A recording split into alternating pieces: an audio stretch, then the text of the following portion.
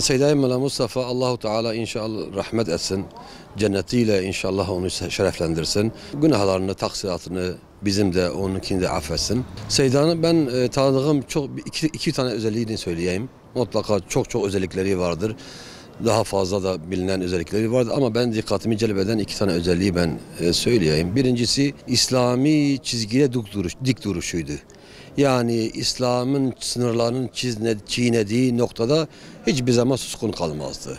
Tavizsizdi, taviz vermezdi, itiraz ederdi. Bu çok önemli ve bariz bir özelliği öne çıkıyordu. Yani izzetliydi İslam'ın çiğnediği zaman kişilere karşı. İkinci özelliği özellikle ömrünün son 15-20 yılını İttihadül Ulema'nın açıldıktan sonra o yaşına rağmen, ilerlemiş yaşına rağmen o küçücük daha İttihadın hazırlık medresesini tanzim ediyor, oraya bakıyordu. Oranın müderrisiydi. O küçücük çocuklarına zamanını böyle uzun zaman vermesi. Çok böyle sabırla, merhametle, şefkatle o çocuklara ilgilenmesi. Sizin de cenazede gördüğünüz gibi Seyyida'nın o gün ilgilendiği çocuklar, son 15-20 yıl ilgilendiği çocuklar gördüğünüz ki cenazede hepsi orada hazırdı. Yani bir nesil yetiştirdi, bir nesil arkasına bıraktı. Hayırla yad edilecek. Bu nesil devam ettiği müddetçe Seyyida'nın amel defteri de inşallah açık olacak ve hayırla yad edilecek. Seyyida vefat etmeden günün akşam malum vefatı, ben gündüzü onu ziyaret ettim. Orada bir İttihad bana sahip çıksa bir nevi cenazeme vasiteti, cenazeme işte siz de gördüğünüz gibi İttihad bütün uleması ile beraber, öğrencilerle beraber Seyyida'nın cenazesine hazır hatimlerle, Kur'an'la, zikirle, tekbirle onu defnetti. Camiada hakeza. Camiaya selam söylememi istedi. Bu selamı da inşallah camiaya biz izlettik. İttihad çevresine, ulemasına, medreselerine, öğrencilerine. Seyyida'nın vefatı tabii akşam ben duydum. Gece böyle 10 civarıydı. O saatlerde arkadaşlar aradılar, vefatını haberini verdiler. Doğrusu yeri boş kalacak bir ulemanın daha dünyadan gittiğini o anda hissettim. Bunun yanında biz İttihad olarak, yani bizim üyelerimiz var, seydalarımız var, müderrislerimiz var, talebelerimiz var. Bir boşluğu olacak sürekli Seyyida'nın. O boşluk orada bekleyecek. Malum her bir alim gidince mutlaka bir boşluk bırakıyor. Seyyida'nın da bizde bıraktığı bir boşluk sürekli olacaktır. Allah rahmet etsin. 2000 yılları öncesi İslami düğünler yapılıyordu. Yani o düğünlerimiz davet ve tebliğ amaçlıydı. Yani düğünden ziyade bir düğün bir araç gibi oluyordu ve daha çok böyle davet ve tebliğ amaçlıydı. Onun için mesela düğünlerde önemli şahsiyetler bir araya gelirdi. Ve mümkün mertebe köylülerden, çevreden buldukları bir kişiyle hemen bakıyordun, ona yanaşıyordu ve İslami onun hal hatır sorduktan sonra tanışıyorlardı ve sohbet etmeye başlıyorlardı. Bu vesileyle gerçekten birçok insan İslam'a, yani İslam davasına kazanıldı. Tabii ki aynı zamanda yani görüyorlardı, zaten düğünler meydanlarda yapılıyordu.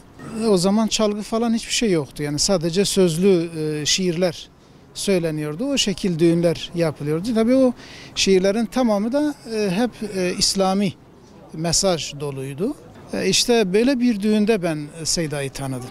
Yani benim nispeten sesim o zaman güzel olduğu için arkadaşlar beni de çağırıyorlardı düğünlere. Yani yanılmıyorsam Bozek köyündeydi düğün. Yani Bozek köyü yakındır buraya. Bozek köyünde bir düğün olmuştu. Biz Bismil'den gelmiştik.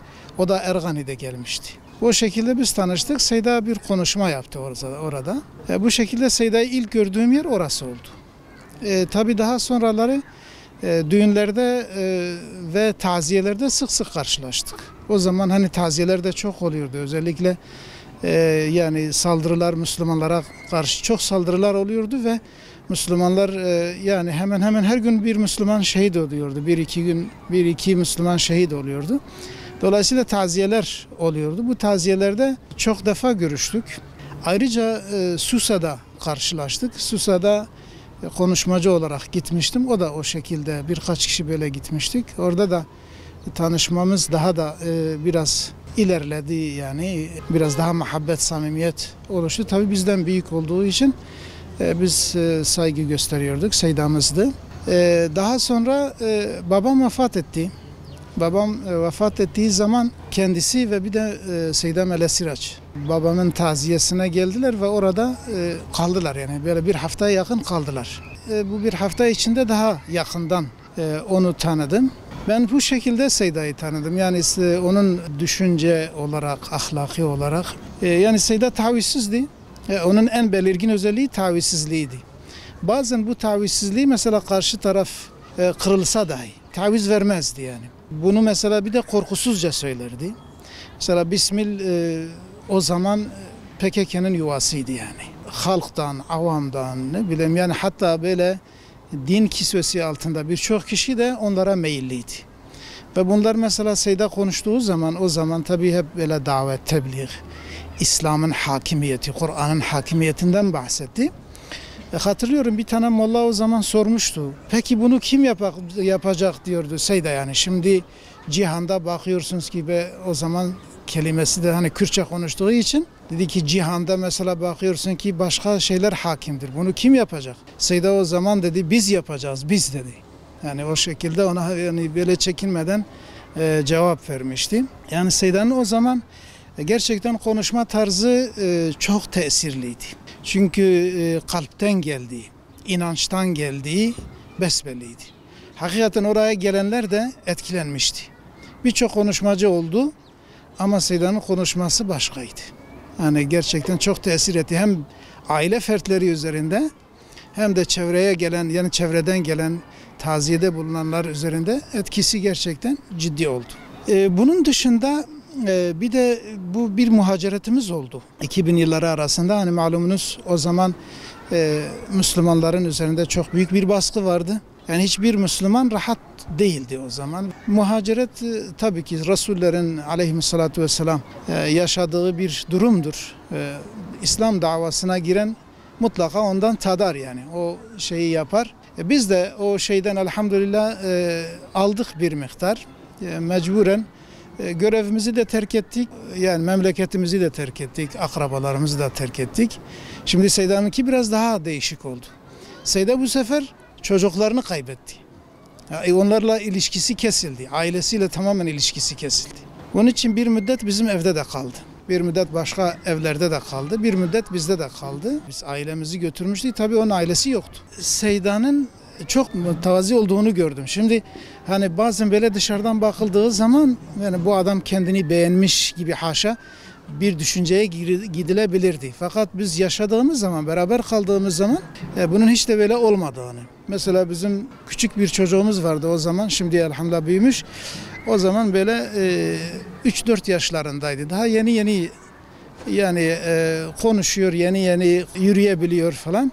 Seyda sürekli onunla oynuyordu. Yani çok mütevazi bir insan. Bir de çok gayretli bir insan. O gayreti gerçekten onu tavizsiz yapıyordu. Onun inancı, imanı onu tavizsiz yapıyordu. Ve çok da şakacıydı. Yani o şakacılığı, yani hem tavizsizliği hem de şakacılığı vardı. Hatta böyle bazen şey yapıyordu, yani kendi çocuklarını da kaybettiği için bazen görevler çıkıyordu, diyor ben varım diyor.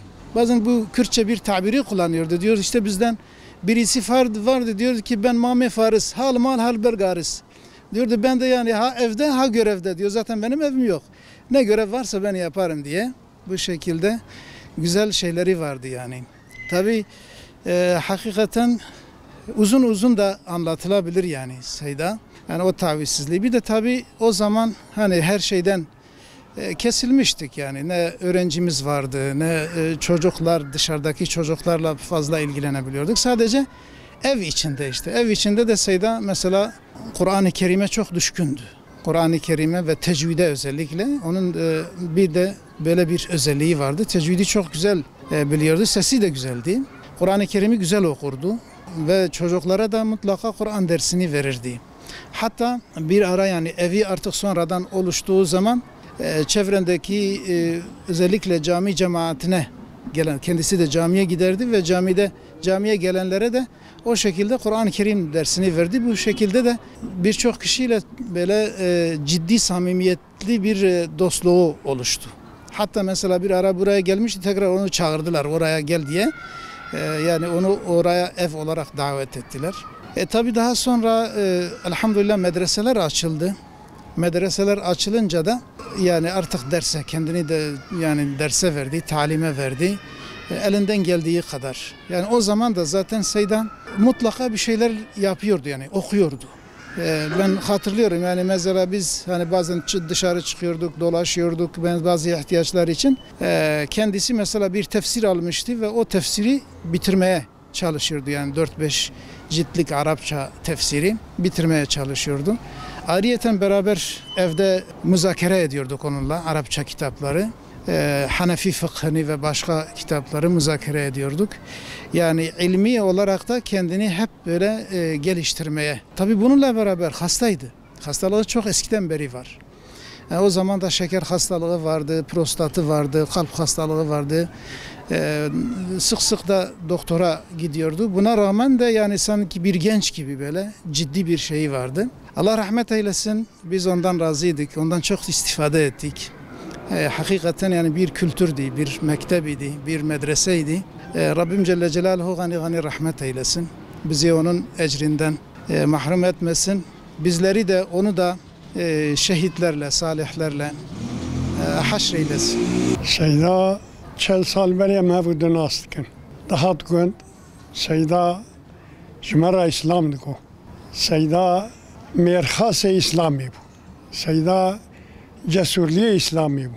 Seyda vesbibi az bimçe yani Seyda gavak bata gun gelle top dun Seyda İslam Cumara dıko, Kur'an dıko. Seyda minnetavi tüş kesi tüne ne tersiya. İslam dıko, sade Kur'an dıko. O Cumara anlatmış dikir, meci dinlemiş dikir. Gerçek vallahi vakviye. Alim ki hoşike, alim ki delalime. Avuli nas ne dikir. Vakta katı şunda ica meda serseri xo, meda serçave xo. Seyda heca bu, Seyda merkhas bu. İca meci tevaji haskir, gence gündiya, zaroke gündiya, gışaji haskir, jivajir jer gani dağ, malavil her gani bu. Jer gani dağ, cibi xutuji şekir dikir. Gedi gund komple dibirreviyan duçun ser cadi peşyavi. Cada erganiye ya. Cadi dugo royin ya. Roy cem'e daha jmera cem'a dikir. Roy cem'e gedi nede sali o peşe sali ek kaniu. Du hafkaten rezi beri xudan Seyda. Seyda çul Seyda top dubun. O da Seyda maşke Seyda qoti o maşk şekir dani alimi u şekirci.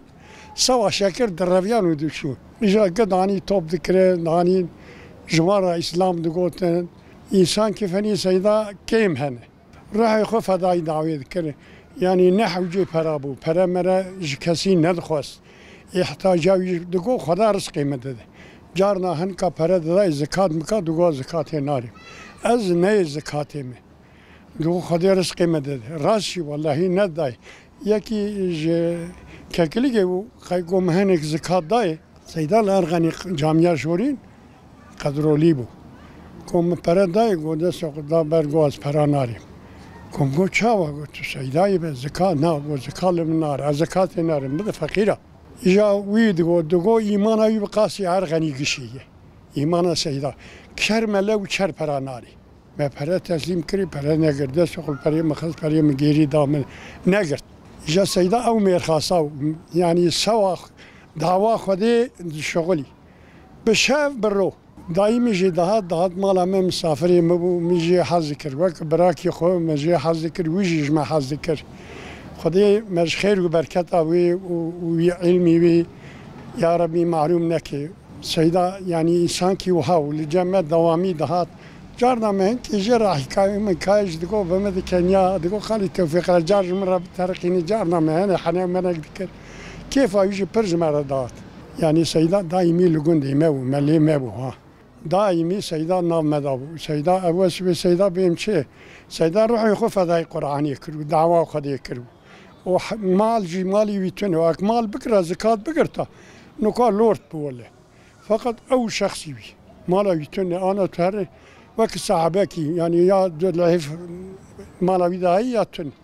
و تشتم نذكر سيف دعوة خدي ديجاريا دو شو بيقولنا لو خد توب ذكرن جوان رئيس الإسلام دكو سيدا أو مير خاصابو وحيصون نفساوي روحي قدا وغرا دعوة خدي ورسولي خدي يا ربي ما يجي خير وبركات طبعا معروف منك إن شاء الله.